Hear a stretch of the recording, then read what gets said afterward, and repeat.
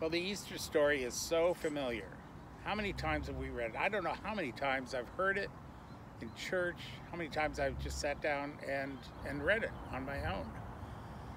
And yet it's so difficult to read. It's hard to read.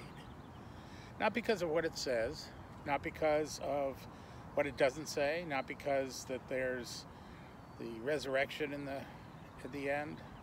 It's because, well, there are no surprises. We know what's going to happen before it happens. We know the conversation before it's spoken. There simply are no surprises to it.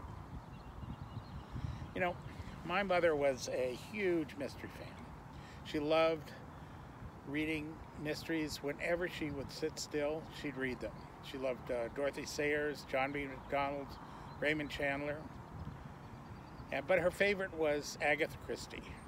There were Agatha Christie paperbacks all over the house, just scattered every place. And she would pick up one when she was bored or distressed or depressed, and she'd read it,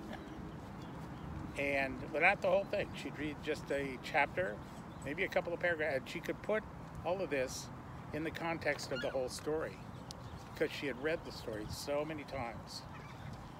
Well, when I was a teenager, she thrust upon me or suggested that I read The Murder on the Orient Express, and I loved that. I just loved that story.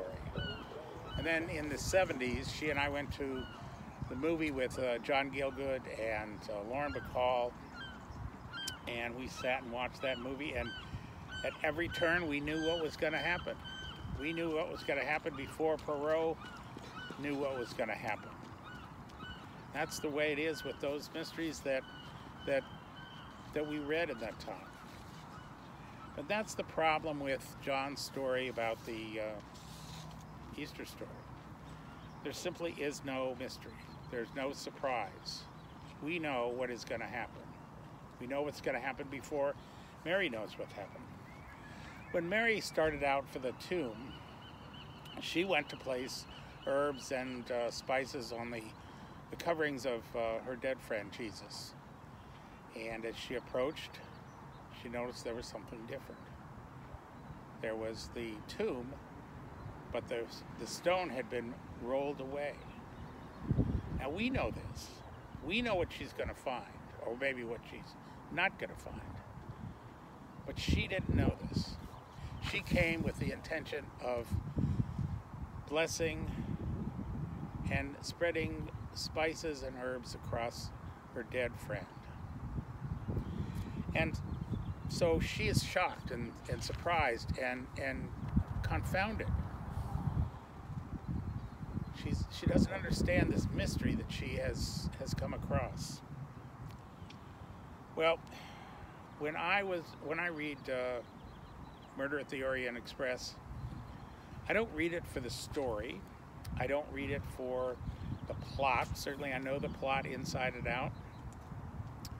I read it for a connection to my past, a connection to my mother.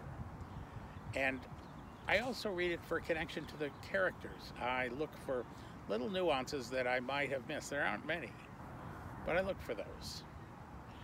And this is not so when Mary approached the tomb. She didn't know what was going on that Sunday morning. The challenge for us is to read that story as though we were Mary, as though we don't know what we're going to find as we approach the tomb. Like Mary, we'll wonder about what we'll find. Well, maybe not, because we know that our friend is dead, and we're going to put some spices and kind of take care of the body a little bit. Our friend is dead, and his body needs caring for. We know this. But what the surprise and the shock and the confusion that we find is what Mary finds. The tomb is empty. A few days ago, we stopped deliberately at Good Friday, as Mary might have stopped on that Friday. She stood in front of the cross and she watched her friend die. Well, we talked about death, and we talked about the finality of death, and we talked about how we understood death. But we stopped there, as Mary stopped there, because her friend was dead. We know this, and Mary knows that. We're not ready for what lies ahead, though. So this morning, let's open ourselves up to the story that John has written as Mary experienced it, knowing nothing of what she is going to find. Dropping beside ourselves, off to the side, let's cast aside what we know, and let's look through Mary's eyes. And let's take in the shock and the surprise and the confusion that Mary has over the fact that her friend is dead. But he's not there. The body of our friend is missing. He's gone. And now the mystery of the resurrection is upon us.